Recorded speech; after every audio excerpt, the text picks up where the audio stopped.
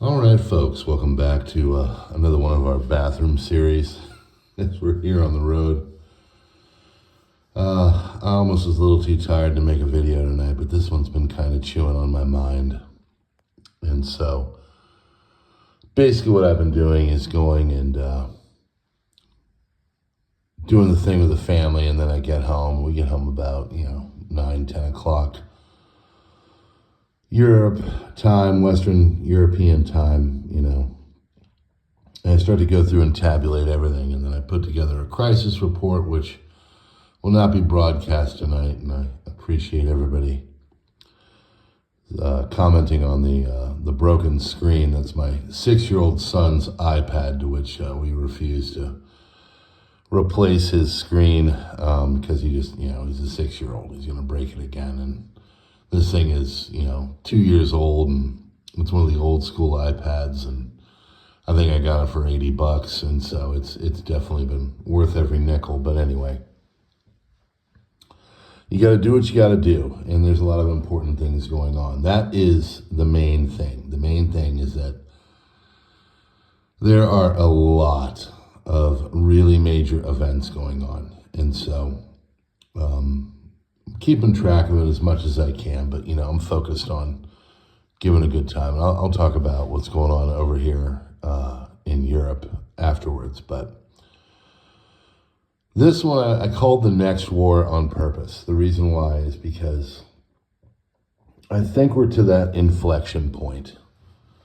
Now, I did this one in January of 2022, and at that point I said it was called There Will Be War. I believe it's still up on ODYSEE. I think I took it down from YouTube. It might be private or whatever. I go back through and I purge my videos and just kind of put them to private or unlisted or whatever.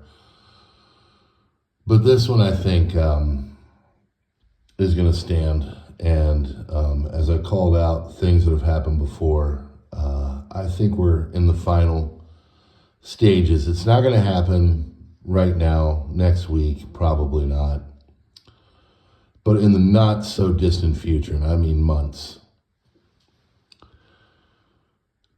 Basically what has happened is Iran took the deal that has been sent in front of them, and with America and Israel basically expecting them to say, all right, we'll try to adhere to this, or at the very least, string things along and not really lay it down.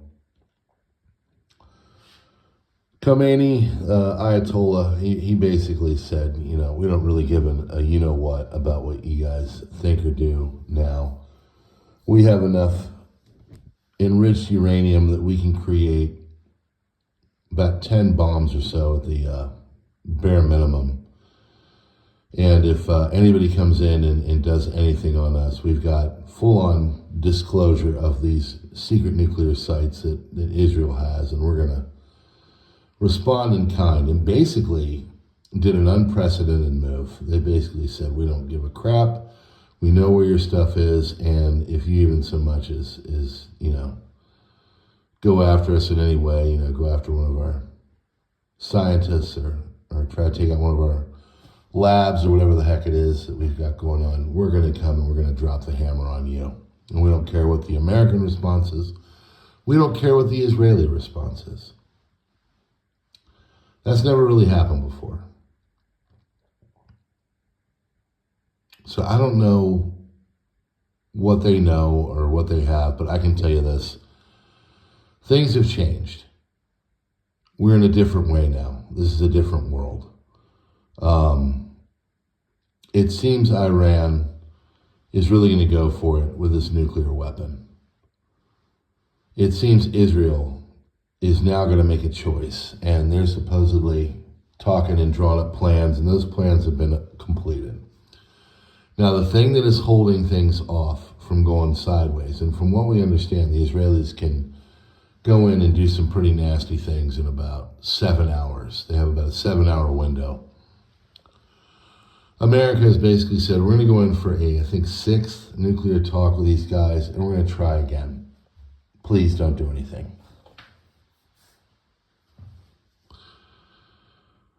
And I think at this point, Israel is like, you know what, we're kind of at the end here. We know they've got enriched material. We know what's going on. And, you know, right now there's been a real push in the political echelons of Israel to try to get Netanyahu out. They're trying to have, a vote of no confidence and basically a breaking down of his government. So they have to have snap elections, and then from there, he's not going anywhere. He's done. So I think Netanyahu believes that it's now or never. And really, to hold on to power, he's going to have to do some things like that, like drop the hammer on Iran. Now, where things go from there, I don't know, guys. I don't know if Russia comes to their aid, China comes to their aid, if they're on their own. One guy posted what do you think they should do? You know, one is try and solve it politically. Another one was just start taking out all the nuclear sites and drop the hammer. And then another one was like, kind of asymmetric warfare. Third, go after and take out their whatever, use another cyber attack or whatever. I chose the third option. Third option still kind of makes it so things are stopping them from hopefully, depending on how you put it, like probably getting a nuclear weapon. But it's still not the big deal. And the big deal is basically strikes on nuclear sites and a full-on response by the Israelis and just going in there and just dropping the hammer. And I think that's where we are. I think sometime in the next few months, I can't see it going past this fall. Unless something magic happens in these nuclear disarmament talks with America, I think what's going to happen is that America is going to just, kind of step aside, and Israel is going to go in there and go after the Iranian sites of where they've got their nuclear weapons and everything.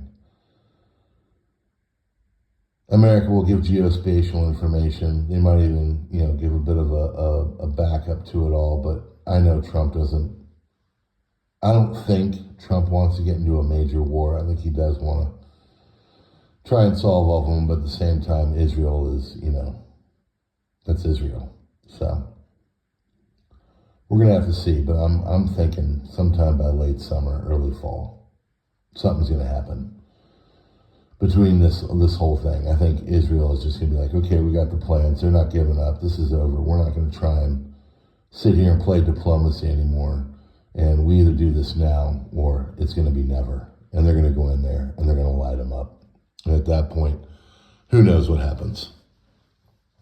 That could be the big one that sparks all of this stuff. So we will see.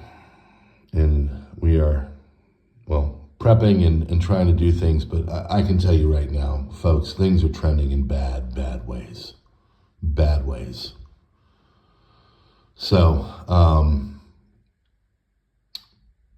get your stuff in order, okay? Really. Whatever that may look like. I don't know. I'm not going to tell you exactly how. You know what you need. You know what you need to do. But get your stuff in order, okay? Because this thing is gonna go kinetic here in the not so distant future.